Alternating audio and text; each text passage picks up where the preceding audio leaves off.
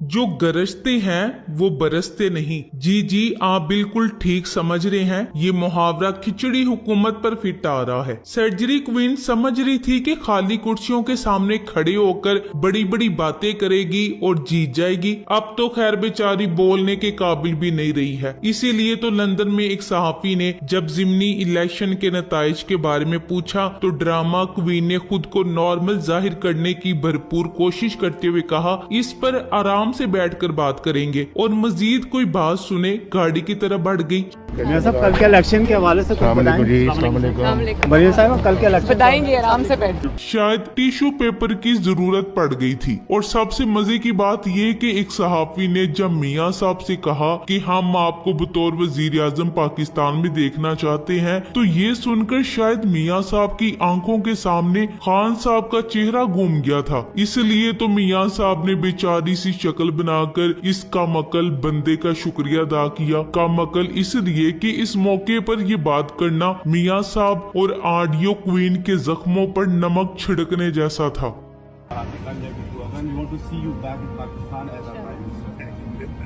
मुझे तो लगता है कि इस पागल को मजाक करने की आदत लाहक होगी, वरना वो ये बात कहने के बजाय बाप बेटी के लिए टिश्यू लेकर आता। वैसे अगर ये बात कोई इलेक्शन से पहले कहता तो मियाँ साहब ने जोशो खरोश से पाकिस्तान आमद की तारीख ही इसे पकड़ा देनी थी। ये सुनने के बाद अगर आप ये सोच रहे हैं कि माफिया को शिकस्त देने के बाद, रजीम चेंज नाकाम करने के बाद अब कप्तान 2/3 अक्सरियत से वापिस आ रहा है, तो आपकी सोच को साथ सलाम है, क्योंकि आप बिल्कुल ठीक सोच रहे हैं। ये वो हलके थे जिन्हें हुकूमत ने अपनी जीत समझकर चुना था। 2018 में ये 13 जमातें मुंतशिर थी, फिर भी तहरीक इंसाफ जीत गई थी। आज ये 13 जमातें इकट्ठी हैं, फिर भी तहरीक इंसाफ जीत गई। 13 जमातें एक तरफ, तहरीक इंसाफ एक तरफ। फर्क तो साफ जाहिर है, लेकिन एक बात तो तय है, ये बदतरीन शिकस्त देकर भी ना तो पटवारियों को शर्म आई होगी और ना इनको अब तक इमरान खान की सियासत की समझ आई होगी। इसीलिए तो ये बुखलाहट का शिकार होकर बोंगिया मार रही हैं। पाकिस्तानी अवाम के टैक्स पर मेकअप करवाने वाली हिना परवेज, जो कल तक कह रही थी कि शेर दहाड़ेगा, अब शेर के दुम दबाकर भाग जाने पर एक नई मंतक सामने ले आई है। इमरान खान ने अवाम के वोटों की तौहीन की है। इसने अवाम का वक्त और मुल्क का पैसा जाया किया है। इलेक्शन कमीशन को चाहिए कि वो जिमनी इंतखाबात का खर्चा खुद इमरान खान से वसूल करे। इलेक्शन में नूली का सफाया होने जाने की खबर सुनकर ये लोग अपने हवास खो बैठे हैं। वरना अगर हिना परवेज अवाम के पैसे लूट कर जो मेकअप करवाती रही है वो वापस कर दे तो जनरल इलेक्शन का खर्चा पूरा हो जाएगा। इतना जलील और रुस्वा होने के बाद भी इन्हें समझ नहीं आ रही कि इमरान खान का इन हालात में 7 में से 6 सीटें जीत जाना तहरीक इंसाफ के बयानिए की जीत है। अवाम का फैसला ही हरफे आखिर होता है। इस पर बहाने ना बनाए, तस्लीम करें,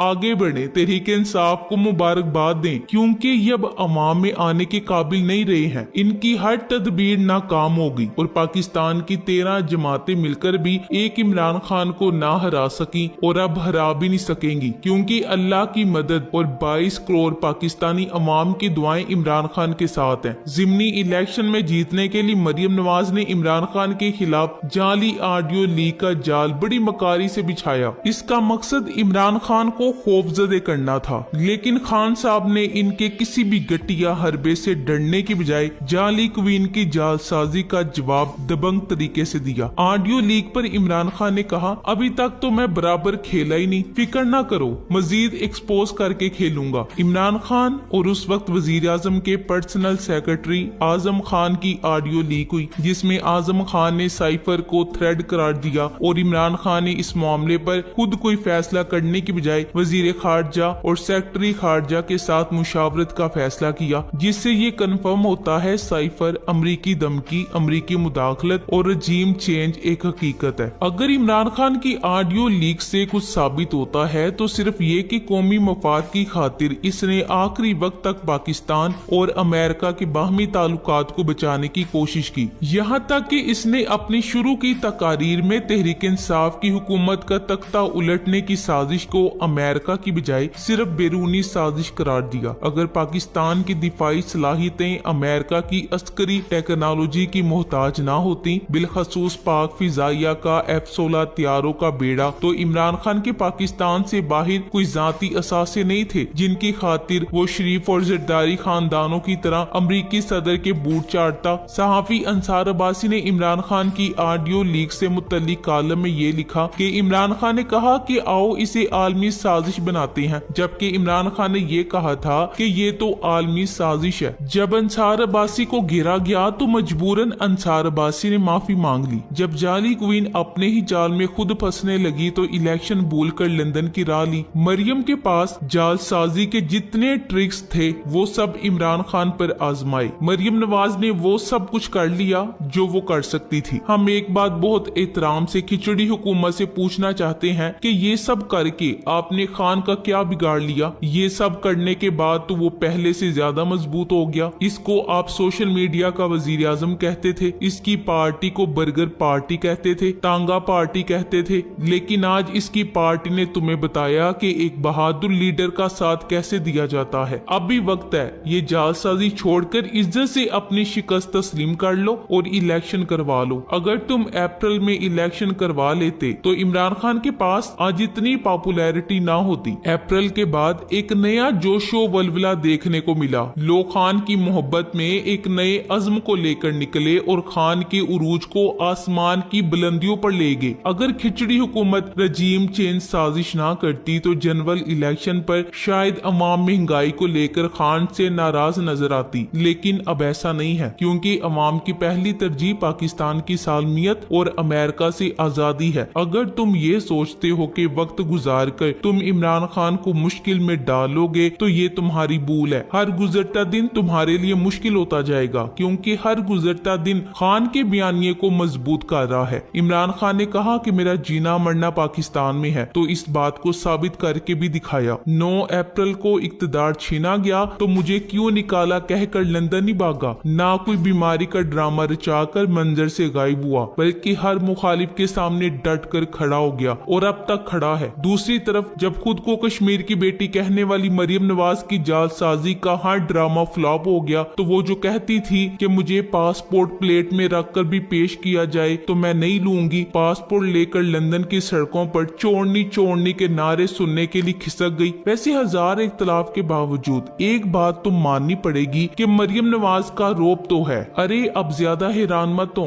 मरियम नवाज की जो ऑडियो लीक हुई है इससे साबित होता है कि शहबाज शरीफ भतीजी से किस कदर डरता है। असल में शहबाज को अभी तक यकीन नहीं हो रहा कि वो जबरदस्ती का ही सही लेकिन वजीर आजम तो है ना। यही बेयकीनी शहबाज को मरियम नवाज की हर बात पर सर झुकाने पर मजबूर कर देती है। वैसे शहबाज की तारीफ करना बनती है, इसने जितने भी फ्रॉड किए हैं, लेकिन एक बात में फ्रॉड नहीं किया। आप जरूर हैरान होने के साथ साथ परेशान भी होंगे, लेकिन जब आपको वो बात पता चलेगी तो आप भी तारीफ किए बगैर नहीं रह सकेंगे। ज्यादा हैरान ना हो, बात कुछ ऐसी है कि शहबाज ने मैं वजीर आजम कहलाने के काबिल नहीं, ये बात बगैर किसी शर्मिंदगी के अपनी हर अदा और हरकत से साबित की है। शहबाज की अपने ही खानदान ने इसे कठपुतली वजीर आजम बनाकर रखा हुआ था, इसीलिए तो तमाम हिदायत ड्रामा क्वीन देती थी। जिस बंदे की अपने ही घर में इज्जत नहीं, बाहर क्या खाक इज्जत होगी। इसीलिए तो शहबाज बतौर वजीर आजम जिस भी मुल्क में गया जलील होकर ही वापिस आया। जहाँ भी गया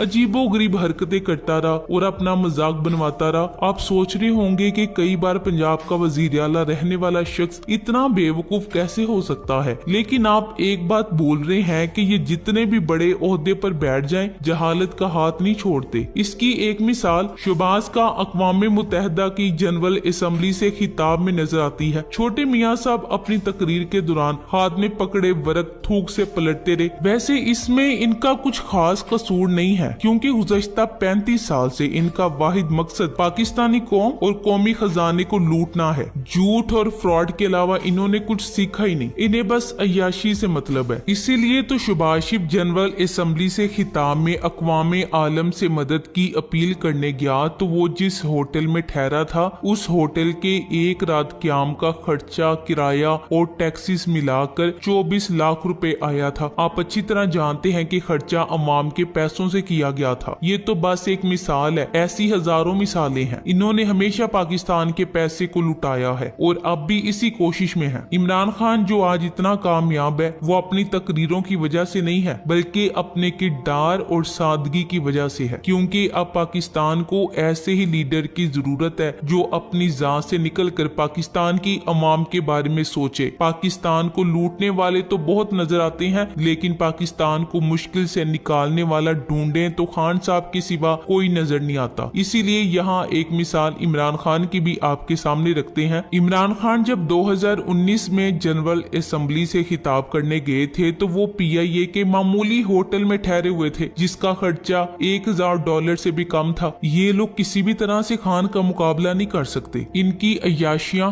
चोर चोर के नारों को दुनिया भर में खींच कर ले गई हैं। इन्हें अब भी शर्म नहीं आ रही तो फिर इनका अल्लाह ही हाफिज है। अब पाकिस्तान की अवाम हरगिज इन्हें खुद पर मुसल्लत होने नहीं देगी, क्योंकि ये शहबाज, जरदारी, फजलुर रहमान सब इंतहाई जालिम लोग हैं जो सिर्फ इस कौम का खून चूसना जानते हैं। ये शायद आज इस्लाम के नाम पर, पाकिस्तान के नाम पर सादा लोगों को धोखे में रखकर अय्याशियां कर रहे हैं, लेकिन रोजे क़यामत इनको इन सब अय्याशियों का हिसाब किताब देना होगा। इसीलिए आपने घबराना नहीं है, बस मरियम नवाज के आराम से बैठकर इलेक्शन पर राय देने का इंतजार करना है। Thanks for watching. Allah Hafiz.